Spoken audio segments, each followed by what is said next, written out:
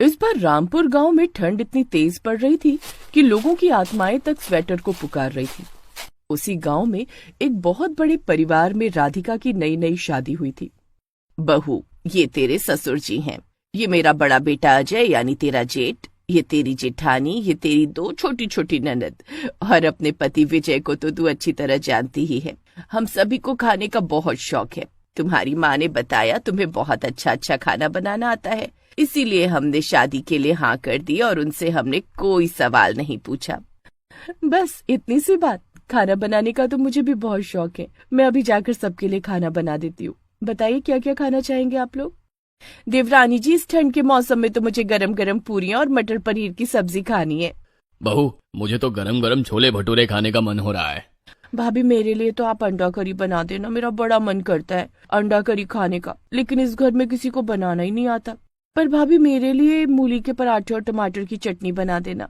और बहू, ये जितनी भी चीजें तू बनाने जा रही है, इसमें थोड़ा थोड़ा बढ़ा देना। मैं हर किसी की डिश में थोड़ा थोड़ा खा लूंगा। घर के सभी लोग खाने का इंतजार कर रहे थे। राधिका भी खुशी खुशी सबके लिए सबकी फरमाइशें बनाने लगी। 2 घंटे के अंदर ही उसने सभी के लिए खाना बनाकर तैयार कर दिया। सब खाने पर ऐसे टूटे जैसे कई जन्मों से भूखे हो। वो सब मिलकर पूरा खाना खा गए, राधिका के लिए छोड़ा ही नहीं। सॉरी राधिका, तुमने इतना स्वादिष्ट खाना बनाया कि हम खुद को रोक ही नहीं पाए। तुम्हारे लिए तो कुछ बचा ही नहीं। और तुम ऐसा करना, अभी 1 घंटे के बाद हम लोग फिर से खाना खाएंगे, तो तुम अपने लिए एक्स्ट्रा बना लेना। 1 घंटे बाद फिर से? लेकिन अभी तो आप सबने पेट भर कर खाया है। बहू, तू दिमाग पर ज्यादा जोर मत डाल। तू कमरे में जा, थोड़ी देर आराम कर ले। रसोई की रस्म खत्म होने के बाद विजय राधिका को अपने कमरे में लेकर गया। वहां वो दोनों आपस में बातचीत करने लगे। लेकिन 1 घंटे बाद ही उसकी सास उसके कमरे में आ गई और लिस्ट थमा दी। बहू, 1 घंटे से हमने कुछ भी नहीं खाया। सभी लोग भूख के मारे तड़प रहे हैं। कहीं ऐसा ना हो कि किसी की जान ही निकल जाए। ये रही लिस्ट, इसमें सबकी पसंद की डिशेस लिखी हुई हैं। जल्दी से बना दे। हाँ राधिका, मुझे भी बहुत जोरों की भूख लगी है। 1 घंटे से हम लोगों ने पानी तक नहीं पिया। राधिका के साथ ऐसा पहली बार हो रहा था, इसीलिए उसे कुछ ज्यादा समझ नहीं आया। लेकिन नई नई बहू होने की वजह से वो ज्यादा कुछ बोल तो सकती नहीं थी, इसलिए उसने लिस्ट पकड़ी और चुपचाप रसोई घर में जाकर खाना बनाने लगी। सभी लोगों ने खाना खा लिया और कमरे में जाकर सो गए। तब तक रात हो गई। रात में फिर से उसकी जेठानी उसके पास आई और एक लंबी सी लिस्ट पकड़ा दी। देवरानी जी, अभी तो हम लोग नाश्ता ही कर रहे थे, अब बारी है डिनर की। ये रही डिनर की लिस्ट। ये सब सुनकर राधिका दंग रह गई। वो मन ही मन सोचने लगी कि उसकी शादी किसी इंसान के परिवार में हुई है या किसी जानवर के। ये लोग तो हर घंटे इतना ढेर सारा खाना खत्म कर दे रहे हैं। इतना खाना जाता कहाँ है? ऊपर से ठंड इतनी हो रही है कि खाना बनाने में भी मुझे परेशानी होने लगी है। लेकिन खाना तो मुझे बनाना ही पड़ेगा। वैसे भी इन लोगों को मेरे हाथ का खाना बहुत पसंद है। राधिका को ये नहीं पता था कि ससुराल वाले उसके खाने की तारीफ सिर्फ खाना बनवाने के लिए करते हैं। राधिका ने रात का खाना बनाया, लेकिन इस बार खाना इतना ज्यादा था कि उसे बनाने में करीब 4 घंटे बीत गए। तब जाकर उसने पूरे परिवार के लिए खाना बनाया। बहू, इतना टाइम लगा दिया खाना बनाने में। तेरे ससुर जी की सांस फूलने लगी थी। तुम्हारी जेठानी तो पागलों की तरह इधर उधर नागिन डांस करने लगी थी। अगर आधा घंटा और लेट हो जाता ना तो पूरा परिवार अस्पताल में एडमिट हो जाता। राधिका को अब अपना ससुराल किसी पागल खाने से कम नहीं लग रहा था। उसे लगा जैसे पूरी दुनिया के भुक्कड़ एक ही परिवार में आ गए हो। खैर, ये तो था उसका पहला दिन। लेकिन अगली सुबह जैसे ही राधिका सभी के लिए चाय बनाकर ले आई, वैसे ही सब उसे घूरने लगे। आप लोग मुझे इस तरह घूर क्यों रहे हो? आप लोग चाय भी एक एक बाल्टी पीते हैं क्या? तभी उसकी सास ने राधिका का हाथ पकड़ा और सीधा घर के पीछे बने गोदाम में लेकर चली गई। वहाँ पर ढेर सारी बोरियां रखी हुई थी। सासू माँ, इतना बड़ा गोदाम क्यों बना रखा है? क्या इन बोरियों के अंदर? तू ही बोल रही थी ना कि हम लोग चाय एक एक बाल्टी पीते हैं क्या? एक बाल्टी में भी हमारा कुछ नहीं होता। इन बोरों में चाय पत्ती, चीनी और चाय का बाकी सामान रखा हुआ है। ऊपर 5000 लीटर की टंकी रखी हुई है और वो सामने कंटेनर में दूध भरा हुआ है। एक बोरा चाय पत्ती, चीनी सब कुछ ऊपर वाली टंकी में डाल दे। उसके बाद गीजर चालू कर देना। पूरी टंकी चाय बनाकर तैयार हो जाएगी। फिर सब लोग बड़े बड़े बग्घे में भरकर चाय पीते रहेंगे। सासू माँ, इतना बड़ा तो पेट भी नहीं है किसी का। इतनी चाय जाती कहाँ होगी? मुंह हमारा, पेट हमारा, शरीर हमारा। तुझे क्या दिक्कत है बनाने में? वैसे भी चाय का सामान खत्म होने वाला है। कल दोपहर तक मालगाड़ी आएगी चाय का सारा सामान उतारने के लिए।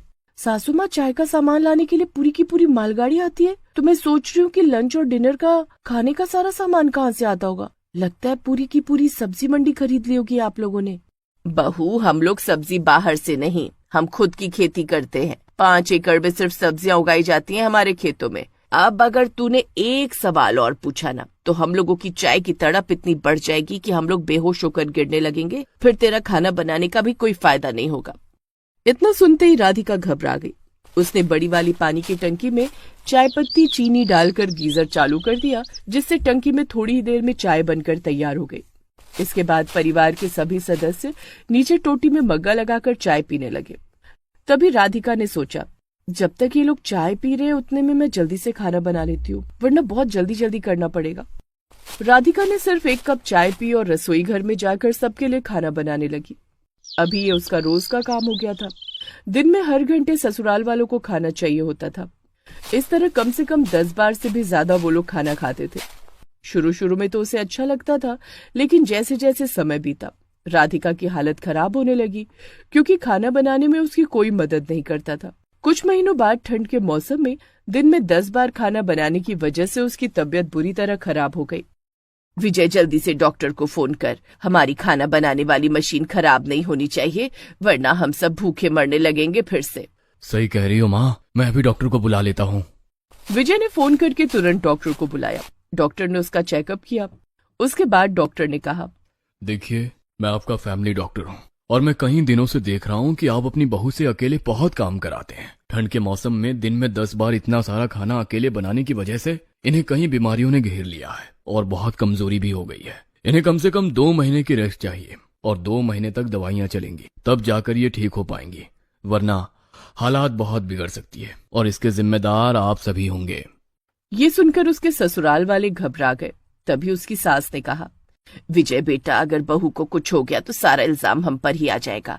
ऐसा करते 2 महीने बहू से कोई काम नहीं कराते, इसका इलाज कराते ताकि ये जल्दी से जल्दी ठीक हो जाए। डॉक्टर साहब, आपका बहुत बहुत धन्यवाद। डॉक्टर साहब दवाइयां देकर वहां से चले गए, लेकिन डॉक्टर के जाते ही फिर से ससुराल वाले भूख के मारे तड़पने लगे। बहू बेचारी तो उठ नहीं सकती, लेकिन हमें बहुत तेज भूख लगी हुई है। अब हम लोग क्या करेंगे? अब हमें समझ में आ रहा है कि बेचारी राधिका के ऊपर क्या बीतती होगी। माँ, हम लोगों की खुराक इतनी बढ़ चुकी है कि अगर हम अपनी डाइट कम करना भी चाहें तो उसमें भी 1 साल तो कम से कम लग ही जाएंगे। उससे पहले मैं कम से कम 15 बावर्ची हायर कर लेता हूँ। हाँ बेटा, यह सही रहेगा। हम किसी जान के साथ खिलवाड़ नहीं कर सकते। 15 बावर्ची रख लो, धीरे धीरे हम लोग अपना खाना भी कम करते रहेंगे।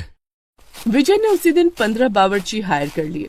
पूरे ससुराल वाले मिलकर राधिका की खूब सेवा करने लगे, जिसका परिणाम ये रहा कि 2 महीने से पहले ही वो पूरी तरीके से ठीक हो गई।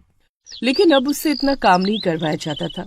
जब राधिका पूरी तरह ठीक हो गई, तब सभी ससुराल वाले उसके सामने सर झुकाकर खड़े थे। राधिका, हम सबसे बहुत बड़ी गलती हो गई। हमारे पास इतना पैसा है, लेकिन फिर भी हमने तुमसे अकेले ही पूरा खाना बनवाया, जिसका परिणाम ये रहा कि तुम बुरी तरह बीमार हो गई। लेकिन तुमने कभी कहा क्यों नहीं कि तुम खाना बनाते बनाते थक जाती थी? मैं भला कैसे कह सकती थी? अपने परिवार वालों की देखभाल करना, उनके लिए खाना बनाना, ये तो मेरा फर्ज है। मुझे तो खुशी मिलती थी ये सब काम करने में। हमारी बहू बहुत महान है। सब कुछ जानते हुए भी उसने हमारी एक भी गलती नहीं निकाली। आज के बाद हमारी नजरों में राधिका की इज्जत और भी ज्यादा बढ़ गई है। आज के बाद राधिका इस घर में बहू की तरह नहीं, बल्कि बेटी के जैसी रहेगी।